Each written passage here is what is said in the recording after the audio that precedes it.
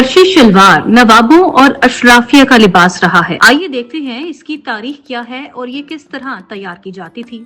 मुगलिया सल्तनत के जवाल और बरतानवी राज के आगाज के बाद भी ये लिबास खास तौर पर लखनऊ, हैदराबाद और भोपाल की मुस्लिम अशराफिया में राइज रहा।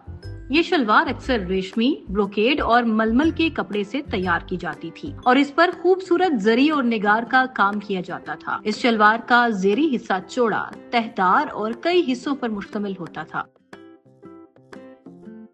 आजकल पाकिस्तान में फर्शी शलवार की मकबूलियत में तेजी से इजाफा हो रहा है और हर फैशन ब्रांड ने इसे मुतारिफ कराया है, लेकिन ये कोई नई चीज नहीं है। दरअसल ये मुगलिया दौर के फर्शी पाजामे की एक जदीद शक्ल है जो हिंदुस्तान में मुगलिया सल्तनत के दौरान मकबूल था। फर्शी शलवार के पीछे एक तवील तारीख है जो मुगलिया सल्तनत से जुड़ी हुई है। 1857 में मुगलिया सल्तनत का इख्तिताम हुआ और अंग्रेजों ने पूरे हिंदुस्तान पर तसल्लुत जमाया। इस दौरान कई रियासतें आजाद थीं जैसे सवात और दीर, और इन रियासतों में लिबास के मुख्तलिफ तर्जों का इस्तेमाल होता था। मुगलिया दौर में हिंदुस्तानी लिबास में तुर्क, मुस्लिम, हिंदू और मुख्तलिफ सकाफतों का इम्तजाज था, जिसकी वजह से हिंदुस्तानी लिबास में तनों आया। मुगलिया दौर में फर्शी पजामा एक अमीराना लिबास था जो रियासत ओध की मलिका की शान था। इस पजामे की सिलवटें दीगर पजामों से मुख्तलिफ होती थी और ये कपड़े की बड़ी मिकदार में तैयार होता था। इस पजामे की खास बात ये थी कि इसमें सोने या चांदी की जरी कढ़ाई होती थी। 80 की दहाई में बॉलीवुड फिल्मों में मुगलिया दौर के लिबास को दिखाया गया और इन फिल्मों में शाही खानदान की खवातीन को फर्शी पाजामे में दिखाया गया। इस दौर में ये लिबास न सिर्फ सकाफत का हिस्सा बना